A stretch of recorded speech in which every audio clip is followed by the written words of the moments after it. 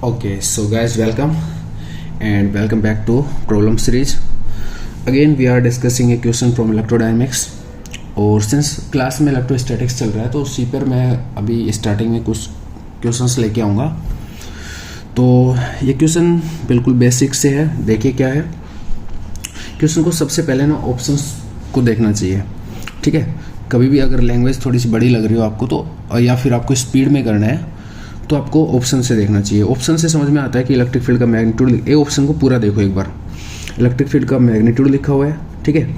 और दूसरा दो प्लेन शीट बनाई हुई है। प्लेन शीट इसलिए बोलना पड़ेगा अपने को क्योंकि ये प्लस सिग्मा और माइनस सिग्मा यहाँ पर लिखा हुआ है। तो प्लेन शीट है और ये जो रिप्रेजेंटेशन है वो फील्ड लाइन्स का है। तो एक्चुअल में दो प्लेन शीट है, उनके बीच में फील्ड कैसे होगा, उसका मैग्नीट्यूड क्या होगा, शायद ये पूछा होगा, ठीक है। फिर भी एक बार पढ़ लेते हैं, अब पढ़ना चाहिए। Two uniform infinite sheet of electric charge density plus sigma and minus sigma intersect at right angle. दोनों 90 डिग्री पर एक दूसरे को इंटरसेक्ट कर रहे हैं, साफ साफ दिखता है। The magnitude and direction of electric field, obviously जो फील्ड लाइन है डायरेक्शन को इंडिकेट कर रही है। मैग्नीट्यूड यहाँ पर लिखा हुआ है और मैग्नीट्यूड हर रीजन में सेम है, इसलिए एक ही आंसर है, ठीक है। At right angles the magnitude and direction of electric field everywhere is best represented by. तो बेस्ट रिप्रेजेंटेड बाय किससे है? एवरीवेयर। चलिए देखते हैं। तो क्या करें, एक सीट की वजह से आपका फील्ड कैसे होता है आपको सबसे पहले ये पता होना चाहिए। तो मैं एक सीट बनाता हूँ, ठीक है। एक प्लेन सीट है, अगर प्लस सिग्मा चार्ज डेंसिटी है इसके ऊपर तो ऐसे बना सकते हैं कि इस टाइप से। और ये इनफाइनाइट है, ठीक है। इनफाइनाइट है तो ऐसे शो करना चाहिए। इस पॉइंट पर इलेक्ट्रिक फील्ड क्या होता है भाई? इधर तो पॉइंट होता है और कितना होता है? सिग्मा बाई 2 एप्सिलॉन नॉट, जो यहाँ पे सिग्मा है, और इस डायरेक्शन को बोलते हैं आप एन कैप। इधर अगर कोई पॉइंट होता तो कैसे होता?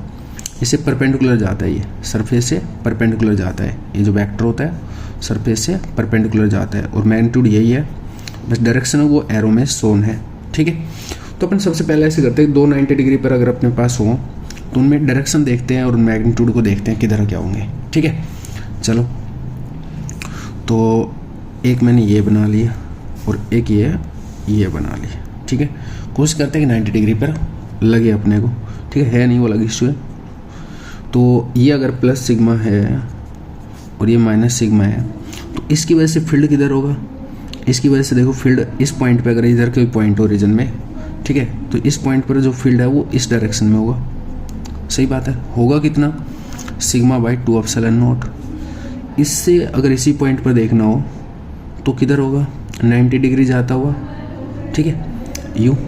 अगर प्लस सिग्मा होती तो इधर जाता हुआ होता, माइनस सिग्मा है तो फील्ड लाइन इसकी तरफ आती हुई होंगी परपेंडिकुलरली। तो ऐसा कुछ होगा, ऐसा कुछ है। ये भी जो मैग्नीट्यूड है सिग्मा बाई 2 एप्सिलॉन नॉट है।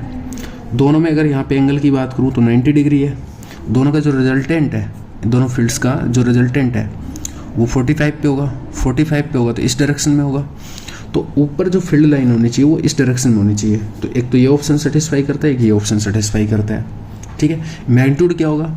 दोनों 45 पे है तो देखिए इसका जो इधर कंपोनेंट आएगा सिग्मा बाई 2 एप्सिलॉन नॉट कोस 45 यानी कि 1/√2, ठीक है। आई कैप ले देते हैं। इसका भी जो आएगा कोस 45 तो इसका ट्वाइस हो रहा है मतलब, ठीक है। और ये जो भी है आई कैप जे कैप जो भी आप लिखना चाहें, मैग्नीट्यूड तो ये रहेगा, ठीक है। डायरेक्शन ये रहेगी, तो डायरेक्शन अपन दिखाते नहीं है, जस्ट मैग्नीट्यूड ये रहेगा।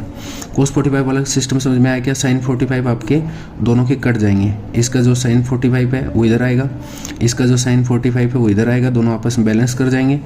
जो आ रहा है वो ये आ रहा है, क्या आ रहा है? 2 सिग्मा बाई 2 एप्सिलॉन नॉट कोस 45, ठीक है। दोनों के कोस 45 इधर आ रहे हैं, ठीक है। आप उसको मैनेज कर ले। ये मैग्नीट्यूड हो गया, मैग्नीट्यूड को देखें तो 2 से 2 कट गया, तो सिग्मा बाई √2 एप्सिलॉन। पहले तो मैग्नीट्यूड चेक करिए कहाँ पे सही है। एक तो यहाँ पर ये चीज़ सही है और मैग्नीट्यूड भी यहाँ पे सही है। यहाँ मैग्नीट्यूड सही नहीं है, ये चीज़ है, तो यहाँ मैग्नीट्यूड है सही और ये चीज़ भी है। तो इन दो ऑप्शंस में से बी और डी में से आपका आंसर हो सकता है। तो चेक करिए बी और डी में से कौन सा आंसर बेस्ट है। तो बी और डी में मैग्नीट्यूड तो सेम ही है, तो मैग्नीट्यूड और किसी पॉइंट पर निकालने की जरूरत है नहीं, बस फील्ड लाइन देखना पड़ेगा। किसी एक और रीजन में फील्ड लाइन देख लो, तो या तो नीचे देख लो या फिर ऊपर देख लो या साइडों में देख लो, ठीक है। नीचे भी अगर देखें तो इसमें भी सेम है और इसमें भी सेम है, तो नीचे देखने की जरूरत नहीं है। हाँ, इधर में डिफरेंस है दोनों में, क्योंकि इधर ऑप्शन में डाउन है, इधर अप है, तो राइट में देखना चाहिए, राइट में देखना चाहिए, लेफ्ट में देखना चाहिए, लेफ्ट में देख लो। ये पे कोई पॉइंट हो, ठीक है, इस पॉइंट पर इस प्लेट की वजह से परपेंडिकुलरली फील्ड आएगा और प्लस सिग्मा है तो इस वे में जाएगा, तो ये डायरेक्शन होगी इसकी इलेक्ट्रिक फील्ड की, मैग्नीट्यूड आपको पता ही है, सिग्मा बाई 2 एप्सिलॉन नॉट। ये माइनस वाली प्लेट है तो इस पर परपेंडिकुलरली आएगा तो ऐसे इलेक्ट्रिक फील्ड होगा। अगर मैं बात करूं रिजल्टेंट की तो ऐसे कुछ डाउनवर्ड आना चाहिए। डाउनवर्ड इसमें है, इस वाले रीजन में निकाला ना मैंने, तो डाउनवर्ड इसमें है, इसमें अपवर्ड है, इसका मतलब आपका आंसर डी होगा। ठीक है, तो एक ऑब्जेक्टिव क्वेश्चन को कैसे टैकल किया जाना चाहिए उस वे के साथ में मैंने इस क्वेश्चन को समझाया। 4 ऑप्शन आप थोड़ा सा देख सकते हो, शायद आपको नीचे वाले दिखे नहीं थे, तो अभी आप देख लो एक बार। सॉरी मेरे ध्यान ही नहीं रहा। तो यहाँ मैग्नीट्यूड सेम नहीं है। ठीक है, मतलब जो मैग्नीट्यूड होना चाहिए वो सिर्फ इन 2 ऑप्शन में, वापस बता देता हूँ, आपने मैग्नीट्यूड निकाला था, ये चीज़ आई थी।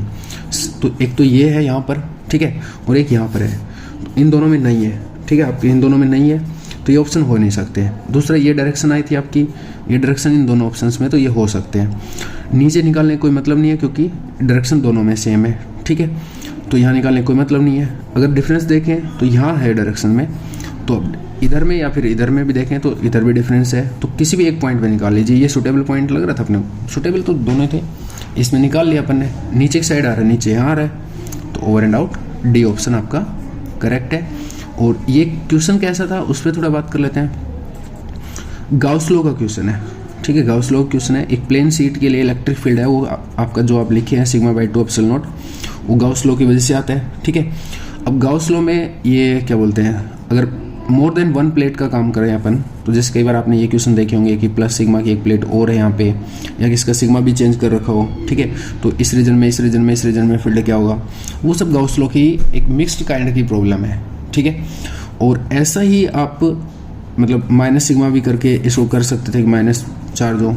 ये थोड़ा नया था आपके लिए कि आपको कुछ एंगल पर दी हुई है 90 डिग्री पे, और फिर आप कैसे करेंगे। ये क्वेश्चन है विस्कॉन्सिन यूनिवर्सिटी का, एंड क्या बोलते हैं, वाई के लिम से लिया हुआ है। ठीक है, ईजी है, दैट डजेंट मैटर। ठीक है, लेकिन वाई के लिम का क्वेश्चन है, विस्कॉन्सिन से है। कंसेप्ट का जो था वो आपको बता दिया, गाउस लॉ बेस्ड है। सिंपल प्लेन शीट की वजह से इलेक्ट्रिक फील्ड क्या होता है उसी पर बेस्ड है। और किसी पॉइंट पर इलेक्ट्रिक फील्ड अगर दो चार्ज कन्फिगरेशन से है तो दोनों की वजह से जो होगा उनका वेक्टर सम होगा। एक ये आपका यहाँ पर लगा है।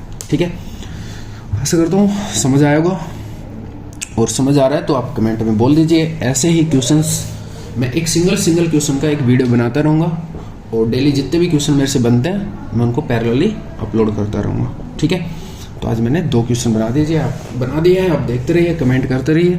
आपके कमेंट्स में जो भी विचार हैं उनको लिखते रहिए। Bye bye.